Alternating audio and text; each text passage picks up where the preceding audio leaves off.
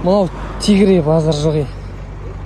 Жолда деген Мерседестер новыйлармен жарысып бәле қағаны бола ма? Аттың басын жібер деп маған шырылдайды бұл. Мен бұны аяп келетсем бұл жібер жарысам деп тұр ғой. Красавчик. Ассалаумағалейкум, құрметті достар, баршаларыңызға бүгінгі күндеріңізге сәттілік. Бүгін мен күнімді, таңымды Бишкекте атқыздым. Бишкектің ауа райы өте керемет болып тұр қазір. Салқын, ыстық емес, жаңбыр жоқ, анау-мынау, короче. Және де маған ұнайтын жері негізі Бишкектің ше. В основном талдар көп, жапырақтар көп, потом парктер көп та. Адамдар өте қарапайым, көрген жерде танитанымдар танып, асты үстіңе түсіп, уже андай күшті сыйлайды да, былай айтқан кезде күшті сыйлайды. Мына осындай ауа райы болып тұр. Қазір жұмыстарға кірісеміз әрі қарай. Шүкір.